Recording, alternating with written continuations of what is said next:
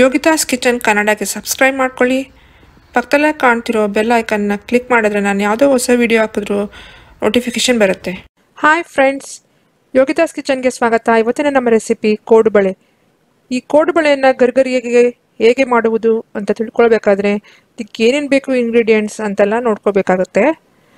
ಇದಕ್ಕೆ 1 cup rice floor, 1/4 cup ಮೈದಾ, 6 table spoon ಚಿರೋಟಿ ರವೆ, 1/4 cup ಹುರ್ಗಡ್ಲೆ, 1/4 cup ಕಡಲೆಕಾಯಿ ಬೀಜ, 1 ಟೀ ಸ್ಪೂನ್ ಜೀರಿಗೆ, 1/4 ಟೀ ಸ್ಪೂನ್ ಹಿಂಗು, 1 ಟೀ ಸ್ಪೂನ್ ಎಳ್ಳು, ಫ್ಯೂ ಕರಿ leaves, 1 table spoon red chilli powder, 1 table spoon ajwain, ಸ್ವಲ್ಪ ಕೊಬ್ಬರಿ ಮತ್ತು ಉಪ್ಪು. ಈಗ ಮಾಡೋದು ಹೇಗೆ ಅಂತ ನೋಡ್ಕೊಳ್ಳೋಣ. ಮೊದಲಿಗೆ ಒಂದು ಬಾಣಲೆಯಲ್ಲಿ 1 ಕಪ್ ಅಕ್ಕಿ ಹಿಟ್ಟು, 1/4 ಕಪ್ ಮೈದಾ, 1/4 ಕಪ್ಗಿಂತ ಸ್ವಲ್ಪ ಜಾಸ್ತಿ ಚಿರೋಟಿ ರವೆ ಇಷ್ಟನ್ನು ಹಾಕ್ಬಿಟ್ಟು ಸ್ವಲ್ಪ ಬೆಚ್ಚಗಾಗೋವರೆಗೂ ಹುರ್ಕೊಳ್ತೀನಿ.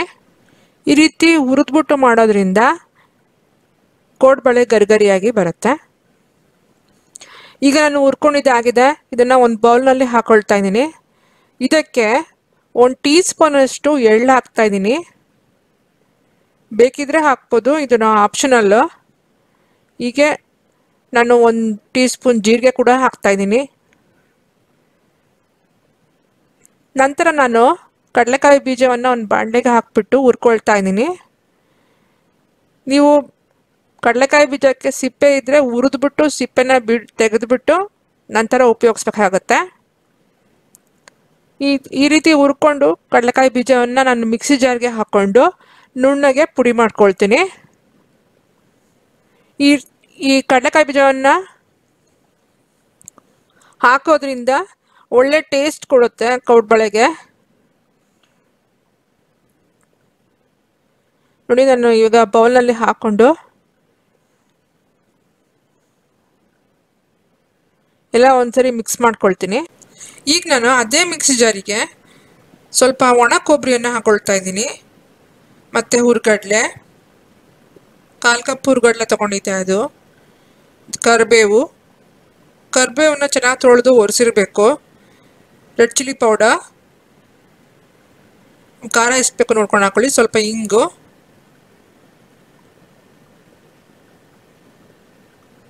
ಇಷ್ಟನ್ನು ಹಾಕ್ಬಿಟ್ಟು ನುಣ್ಣಗೆ ರುಬ್ಕೊಂಡಿದ್ದೀನಿ. ಈ ರುಬ್ಕೊಂಡಿರೋದನ್ನು ಅದೇ ಬೌಲ್ಗೆ ಹಾಕೊಳ್ತಾ ಇದ್ದೀನಿ. ಎಲ್ಲ ಅಕ್ಕಿ ಹಿಟ್ಟು, ಚಿರೋಟಿ ರವೆ ಎಲ್ಲ ಹಾಕಿದ್ವಲ್ಲ ಅದೇ ಬೌಲ್ಗೆ ಹಾಕ್ಕೊಂಡು ಚೆನ್ನಾಗಿ ಒಂದ್ಸರಿ ಈ ಥರ ಮಿಕ್ಸ್ ಮಾಡಿಕೊಂಡು ಎಲ್ಲ ಪದಾರ್ಥಗಳು ಒಂದಕ್ಕೊಂದು ಬೆರೆಯೋ ರೀತಿ ಮಿಕ್ಸ್ ಮಾಡಿಕೊಂಡು ಈಗ ನಾನು ಓಮ್ ಕಾಳನ್ನು ಹಾಕ್ಕೊಳ್ತಾ ಇದ್ದೀನಿ, ಅಂದರೆ ಅಜ್ವಾಯಿನ್ ಸೀಡ್ಸು. ಇದು ಹಾಕೋದ್ರಿಂದ ಒಳ್ಳೆ ಪರಿಮಳ ಇರುತ್ತೆ. ಹಾಗೆ ರುಚಿಗೆ ತಕ್ಕಷ್ಟು ಉಪ್ಪನ್ನು ಹಾಕ್ತಾಯಿದ್ದೀನಿ. ಈ ರೀತಿ ಎಲ್ಲವನ್ನು ಹಾಕ್ಬಿಟ್ಟು ಒಂದ್ಸರಿ ಚೆನ್ನಾಗಿ ಬೆರೆಸ್ಕೊಳ್ಳಿ.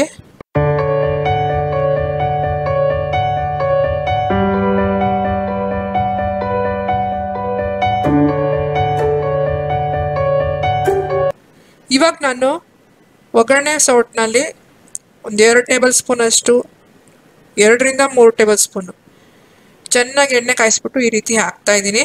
ನೋಡಿ, ಈ ಥರ ಸೌಂಡ್ ಬರುತ್ತೆ.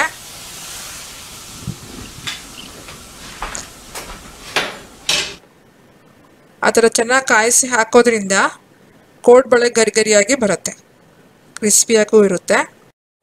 ಎಣ್ಣೆ ಹಾಕಿದ್ವಲ್ಲ ಅದರಿಂದ ಬಿಸಿ ಇರುತ್ತೆ, ಆದ್ದರಿಂದ ನಾನು ಸ್ಪೂನಿಂದ ಮಿಕ್ಸ್ ಮಾಡ್ಕೊಳ್ತಾ ಇದ್ದೀನಿ.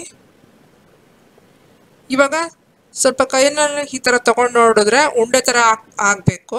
ಈಗ ನಾನು ಸ್ವಲ್ಪನೇ ನೀರು ಹಾಕ್ಕೊಳ್ತಾ ಸ್ವಲ್ಪ ಗಟ್ಟಿಯಾಗಿ ಕಲಿಸ್ಕೊಳ್ತೀನಿ. ಚಪಾತಿ ಹಿಟ್ಟಿಗಿಂತ ಸ್ವಲ್ಪ ಗಟ್ಟಿಯಾಗಿ ಕಲಿಸ್ಕೊಳ್ತೀನಿ.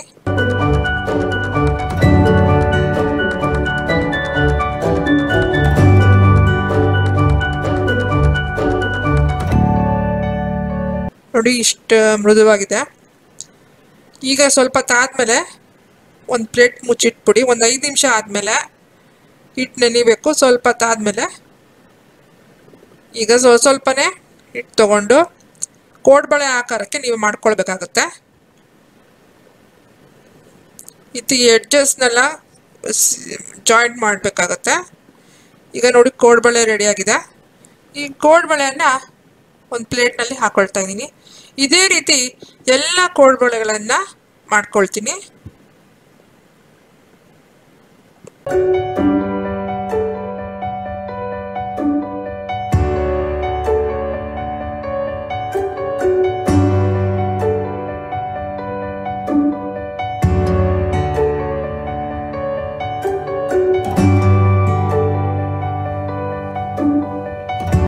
ಎಣ್ಣೆ ಬಿಸಿ ಆದ ನಂತರ ಒಂದು ಸ್ವಲ್ಪ ಹಿಟ್ಟಾಕಿ ನೋಡಿ, ಅದು ಮೇಲೆ ಬಂದರೆ ಕರೆಕ್ಟ್ ಟೆಂಪ್ರೇಚರು. ಈಗ ನಾನು ಎಲ್ಲ ಕೋಡುಬಳೆಗಳನ್ನು ಹಾಕ್ಕೊಂಡು ಡೀಪ್ ಫ್ರೈ ಮಾಡ್ಕೊಳ್ತೀನಿ.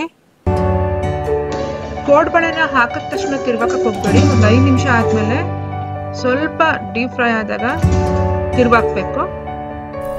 ಗೋಲ್ಡನ್ ಬ್ರೌನ್ ಆಗೋವರೆಗೂ ಡೀಪ್ ಫ್ರೈ ಮಾಡ್ಕೊಳ್ಬೇಕು. ನೋಡಿ, ಇವಾಗ ಇದಾಗಿದೆ. ಇದನ್ನ ಪೇಪರ್ ಟವಲ್ ಮೇಲೆ ಹಾಕೊಳ್ತಾ ಇದ್ದೀನಿ.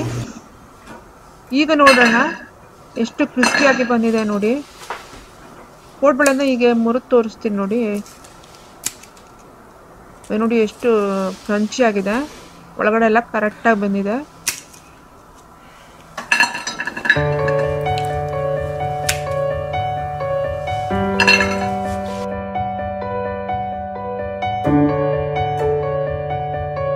ನಾನು ಸರ್ವಿಂಗ್ ಪ್ಲೇಟ್ನಲ್ಲಿ ಎಲ್ಲ ಕೋಡುಬಳೆಗಳನ್ನು ಜೋಡಿಸ್ಕೊಳ್ತಾ ಇದ್ದೀನಿ.